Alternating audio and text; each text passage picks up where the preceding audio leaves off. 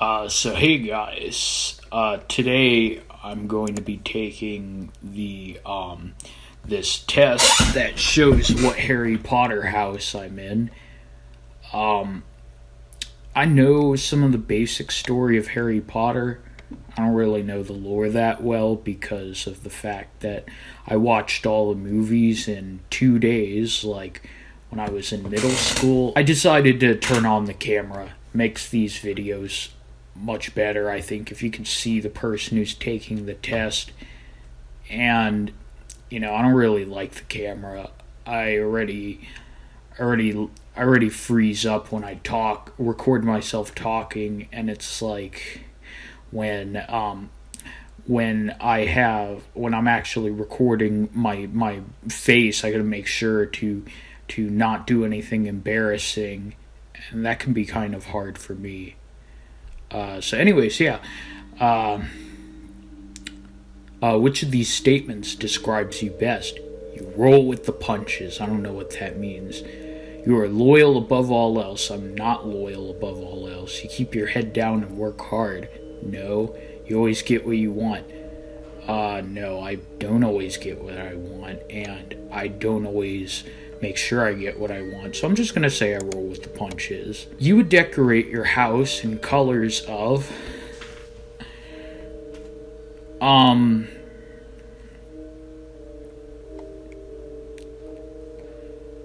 probably scarlet and gold. Pick a deathly hallow. The resurrection stone, the elder wand, the cloak of invisibility. Okay, I don't really know what these are. Okay, so the Elder Wand is one of 3 objects. It's a wand worthy of someone who has outsmarted death. It performs feats of magic that would normally be impossible even for the most skilled wizard. According to the legend, whoever reunited it would become the master of death. This is not to be taken literally. Harry Potter possessed all 3 hallows, yet never became the master of death, as in conquering death.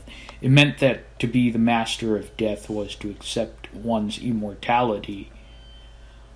That's kind of shitty. So not only do I not get to become immortal, but all I get is that I basically accept the fact that I'm gonna die. That sounds like a horrible power. So what does the resurrection stone do? You're able to recall loved ones from death. So apparently the resurrection stone allows you to bring dead people back to life. I don't think you can bring yourself to life with this. The Elder Wand sounds good because it's like really powerful. It normally would be the best thing, but if you compare it with something that helps you overcome death, then obviously it's going to lose every time. Now, if the resurrection stone just brought you back to life once, that would be different. But I think all it does is it brings your loved ones back to life. And to be honest, I would rather have that power than the Elder Wand. You are working on a group project for your potions class. Okay, so I'm not the type of person who would do all the work, but I wouldn't just let someone else do it either. I get way too attached to projects for school because I try to make it into something creative or whatever. So let's see. Take charge and end up doing it all yourself. No. Nominate yourself to do the smallest task and then forget to do it. No. Attempt to help out and do a little of everything. I mean, I usually desire to be in charge, without, trying to control every person's every action, but I think with group projects I actually do this. And then there's refuse to do anything and bully the others to do your bit. So I'm just gonna click this one. You're moving to a new house and told you can only bring one thing with you. What do you take? Your collection of magical books, your broomstick, your beloved pet, or a family heirloom. Usually I would take my collection of magical books because they're books and they're magic, which are two things that, I like, but I would probably take my pet. I'm not gonna fucking abandon my dog for some books. Okay, so interesting fact. You may have noticed that Harry's eyes in the films are blue instead of the bright green that they are supposed to be in the books. This is because Radcliffe was extremely allergic to the contact lenses, and Rowling accepted that providing the actor who portrayed Lily had similar eyes to Radcliffe, they could omit this detail. I think Lily Potter is his mother, so I'm gonna take my pet. Interesting fact, personal development is a journey, not a destination. Have big dreams, unleash your own potential and the potential of others, and you will continuously learn and improve. I don't think that's an interesting fact. I think that's like a inspirational quote. Okay, so, your preferred sound: birds singing near the forbidden forest, fire cracking in the common room, people's hum in the leaky cauldron, that's disgusting, water lapping the Great Lake shore. Yeah, probably the fire cracking, probably reading. Anyway, so which of these frightens you the most? Dark forests, dangerous animals, enclosed spaces, failure. Probably failure.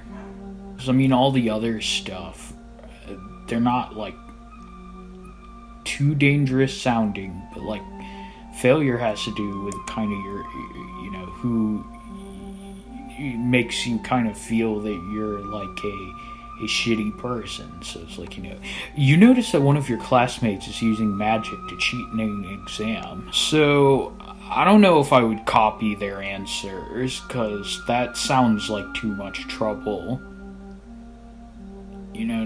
Nothing. Good on them for getting away with it. Even the threat of being expelled won't stop you from probably reading in the library in the restricted section. Who's your favorite professor?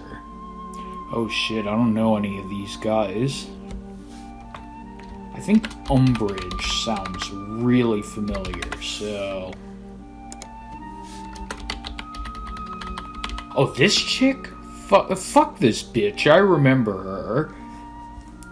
Fucking Margaret Thatcher looking bitch. Okay, Professor Sprout.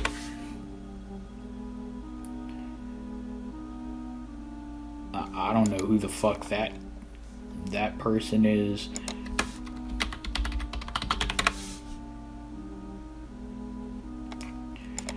Okay, I kind of recognize her. Who's Professor Lupin? Professor Lupin must be a werewolf or something.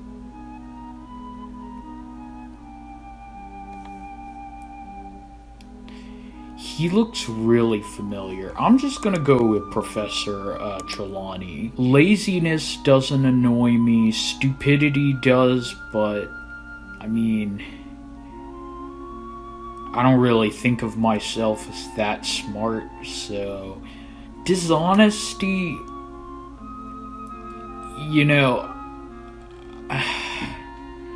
I dislike dishonesty, but I think that actually I think that dishonesty can actually be a good thing.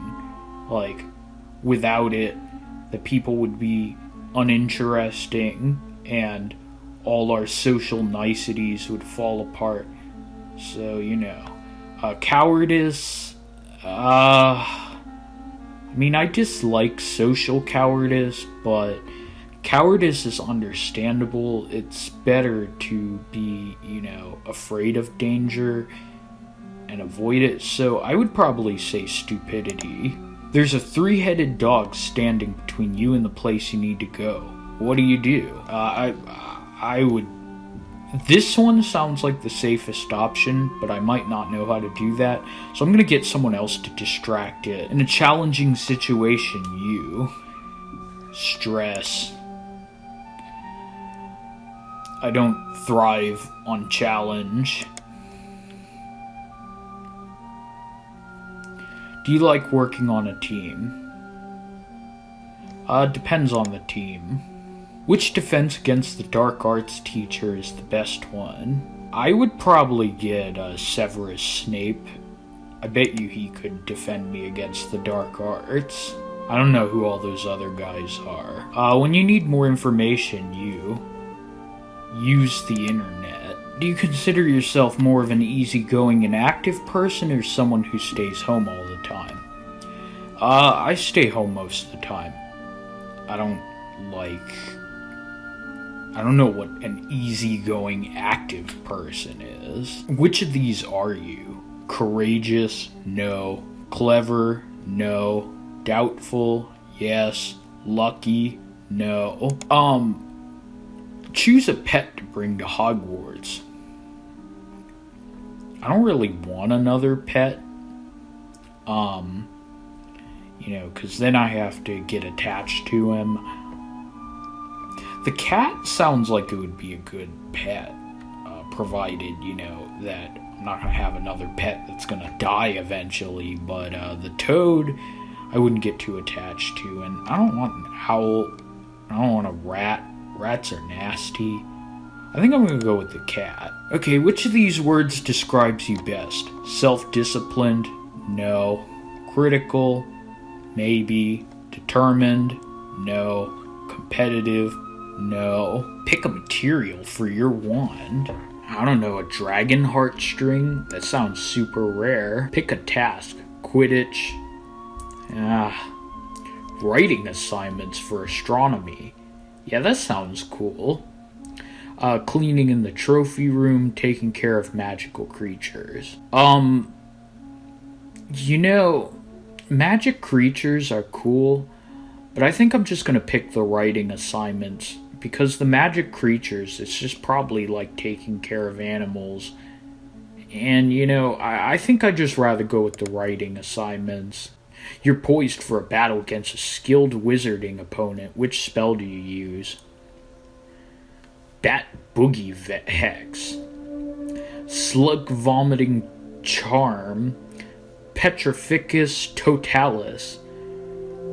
What's a Cruciatus Curse? I'll look that up. Cruciatus Curse. Okay, so apparently it's an unforgivable curse.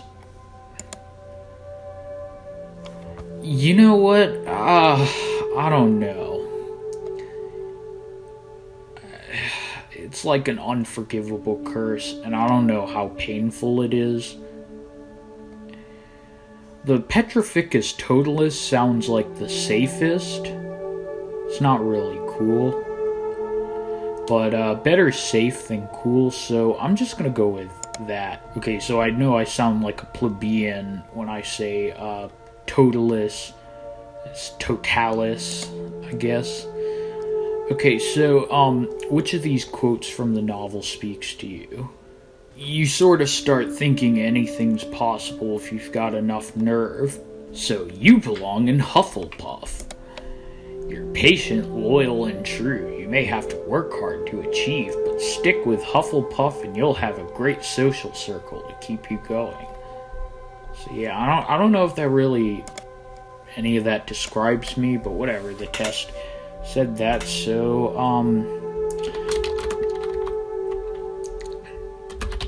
yeah, so, I thought the test was pretty good. I'll put the link in the description. So yeah, check it out. So let's see. So Slytherin is like the clever, ambitious people, which, has a bad connotation. A lot of assholes.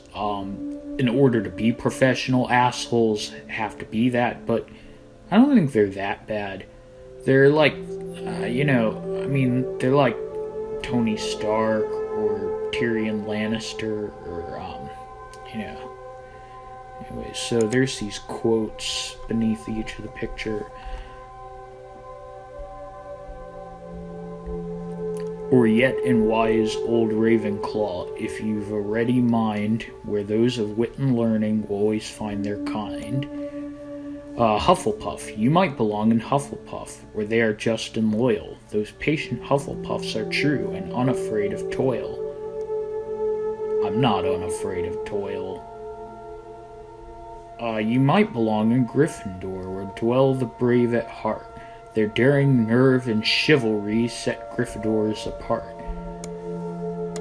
Or perhaps in Slytherin you'll make your real friends. Those cunning folk use any means to achieve their ends. So anyways, so that